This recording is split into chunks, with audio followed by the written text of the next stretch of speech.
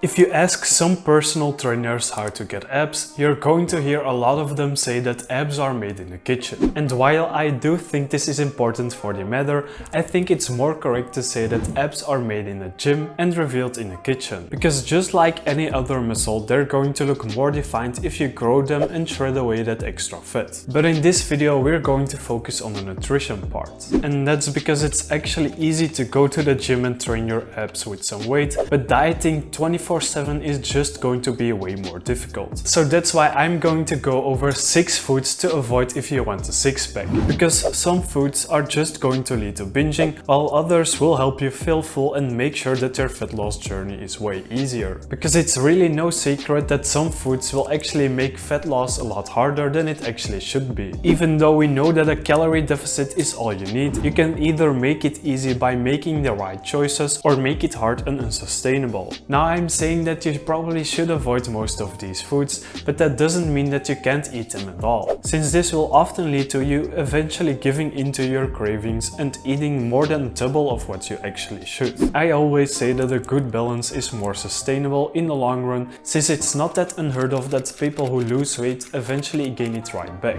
And that's mostly because they're either going all in or all out. So I quickly want to address that making some slight changes in, for example, the foods that we eat the most often will already drastically affect our hunger and thus help us lose fat to get that six-pack. So try to avoid these foods, but just eating them less frequently will probably be your key to success. The first thing probably all of you could improve on is the amount of salt in your diet. And I'll explain why this is important in a second, but according to the World Health Organization, most people consume way too much salt, around twice the recommended amount per day. And why this is going to hinder you from getting that six-pack will be clear in a second. Because in one study where 10 male subjects went on a spaceflight simulation, the subjects reported a bigger increase in hunger when they had to eat more salt, and we can also find this back in another study regarding mice. And they found that their total energy intake increased when they had to eat more salt, even though the food stayed the same. And even though there is more research needed on this matter,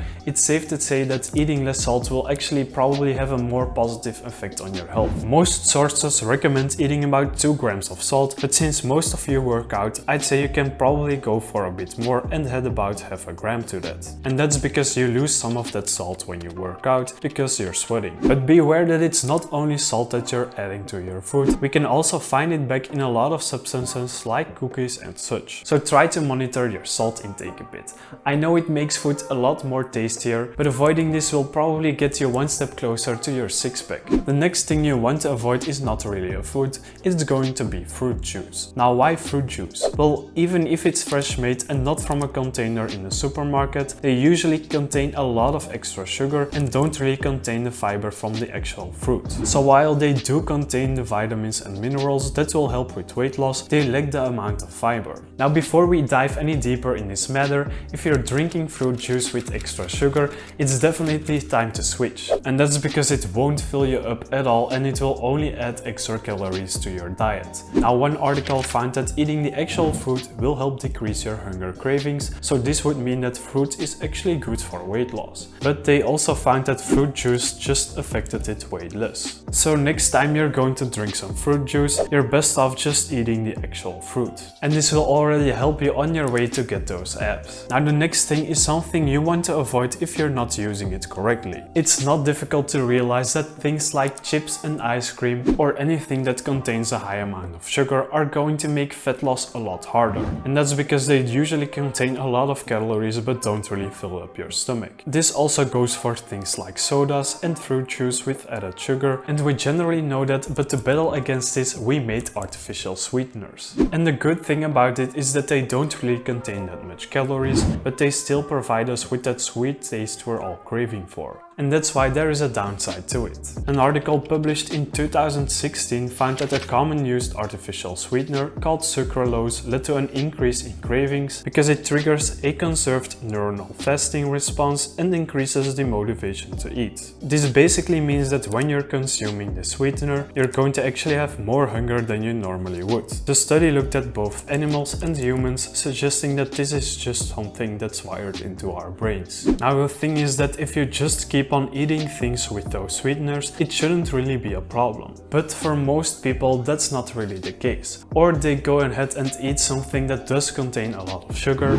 and again adds more calories to their list, or they switch to something else which also adds calories. And this would explain why an observational study found that those who consumed artificially sweetened beverages had almost double the amount of chance to be obese. And this suggests that it doesn't just stick to one beverage. And that's why I would recommend that you either give it up completely or that you learn how to use it correctly, so that the next time you eat something like this you just don't start binging and eat everything in your fridge. Sticking to the topic of drinks, something you also want to try to avoid is beer. Yes, it's okay to have a couple of drinks every once in a while, but do know that on average one beer contains about 155 extra calories, and that's a lot when compared to other necessary foods, and this isn't the only problem. You've probably noticed that after a big night out you're very prone to start eating all those fatty foods, or you suddenly really want that hamburger so bad. And that's because drinking triggers certain brain signals, causing it to switch to starvation mode. And this has also been shown in mice, and you probably also find that this is very applicable to humans. And thus this will cause us to eat more than we actually should, even after just drinking something that was already high in calories. Now on top of that, it has also been shown to ruin your sleep, which is, as we know from other videos, bad for fat loss. And this is especially the case when you're drinking it right before bed, and if you're not an alcoholic who drinks first thing in the morning, you're going to probably consume it in the evening, and thus this will disrupt your sleep and your fat loss journey. So we can safely conclude that if you want those six-pack abs, it's okay to say no to a couple of drinks every now and then. Now before we go on with the next foods, let's go ahead and look at some cute little chunky boys and Baguette Cat. Baguettes, baguettes, baguettes. Since we're in the topic of fat loss. Also smash that like button and subscribe if you already learned something new so far. And now that you've relaxed a bit, let's continue. And the next thing on the list is probably going to be no surprise.